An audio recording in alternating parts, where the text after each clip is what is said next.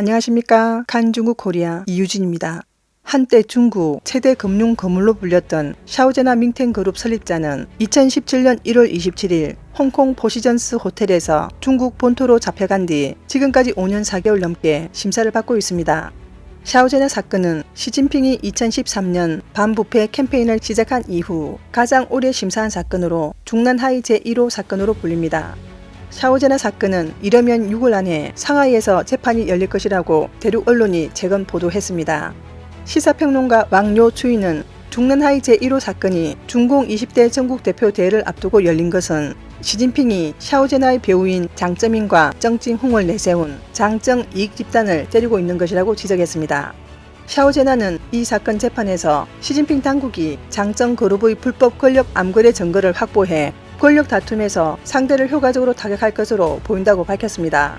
샤오제나는 1999년 밍텐홀딩스 유한해설을 창립한 후 불과 10여 년 만에 급속한 성장을 거쳐 슈퍼파이낸셜 연합체 밍텐계로 급부상했습니다.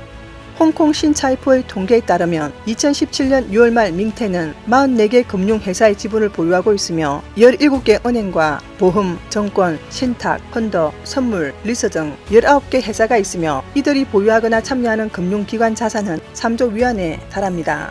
미국 포버스 자료에 따르면 2018년 세계 최고 갑부인 베조소의 개인 자산은 1,388억 달러로 인민폐 9,320억 위안에 해당하지만 샤오제나 명의의 밍텐계 자산의 3분의 1에도 못 미칩니다.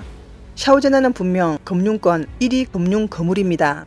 현재 호주에 거주하고 있는 법학자 위양 홍빈 교수는 베이징대 시절 샤오제나와 사제지간이었습니다. 당시 샤오제나는 특별한 배경이 없었고 중공에서 가장 권력이 강했던 장정 그룹이 가장 돈을 많이 버는 금융업을 지배했기 때문에 장정 그룹에서 복무한 샤오제나는 내부자만이 취득할 수 있는 금융업 면허를 모두 취득할 수 있었습니다. 복잡한 사고 없이 상식만으로 판단할 수 있습니다. 샤오제나는 금융시장에서 불을 쌓은 장정 그룹의 대리인일 뿐입니다. 그렇지 않으면 당시 관 2세도 아니고 재벌 2세도 아니었던 샤오제나는 금융업 면허를 전부 따기는커녕 금융 면허 하나도 따지 못했을 것입니다. 금융거물 샤오제나가 시진핑 당국에 가장 큰 위협을 가한 것은 2015년 여름 A주 주가가 폭락한 사건입니다. 위안 홍빙은 당시 시진핑과 왕치산의 반부패 캠페인은 패자당 가문에 영향을 미쳤고 이들 가문의 이익이 위협을 받았기 때문에 샤오제나 주도로 2015년 시진핑의 반부패 캠페인에 반대하는 금융 쿠데타를 조작했다고 말했습니다. 소식통에 따르면 샤오제나 사건이 지금까지 일어난 권력 암거래 사건 중 가장 심사기간이 긴 이유는 장쩌민, 정칭홍 등 권력 가문뿐 아니라 전 중공 정치국 상무위원 등 중공 원료들이 연루된 중대한 정치적 사건이기 때문입니다. 이 사건은 매우 중대한 정치적 사건입니다. 시진핑 당국이 정치적으로 어떤 효과를 내려 하느냐에 따라 판결도 달라질 것으로 보입니다. 시진핑이 반대파와 결사적으로 맞붙을 때 시진핑의 유용한 압박 카드가 될 것입니다. 다음 뉴스입니다.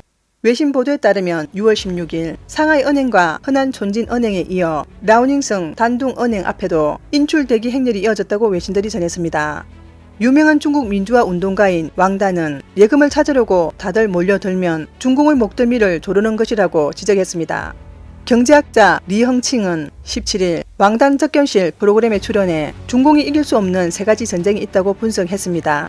첫째는 동적 제로 코로나 정책, 둘째는 경제 방어, 셋째는 대만 파병이라고 분석했습니다. 그는 리커창의 경제 살리기는 성공할 수 없다며 중국의 진짜 문제는 주민들의 정부에 대한 불신이 커지고 실업률이 회복되지 않는 것이라며 리커창은 돈을 함부로 찍어내서는 안 된다고 강조했지만 지방자치단체에 국채를 발행해 갚으라고 독려해 이는 백성들의 돈을 빼가는 것으로 국고가 빈 것은 숨길 수 없는 사실로 보인다고 주장했습니다. 리헝칭은 허난성 예금자 인출뿐 아니라 선전의 중국 은행까지도 예금자들이 서로 번호를 받아 돈을 인출하려는 총극이 벌어졌다고 지적했습니다. 왕단은 예금을 찾으러 은행에 몰려들어 돈을 인출해가는 뱅크런 사태는 치명적인 결과를 낳을 수 있다며 이것이 우리가 생각하기에 공산당에게 가장 치명적인 것이다 라고 말했습니다. 또한 중공은 반드시 대만에 출병할 것이지만 다양한 국내 도전을 진압할 목적으로 대만에서 중국과 가장 가까운 섬인 찐먼과 마주 등의 지역에서 소규모 전쟁만 촉발시킬 것으로 추정됩니다. 재경닷컴 아시아마켓은 12일 중공이 뱅크런 위기를 겪고 있다고 분석했습니다.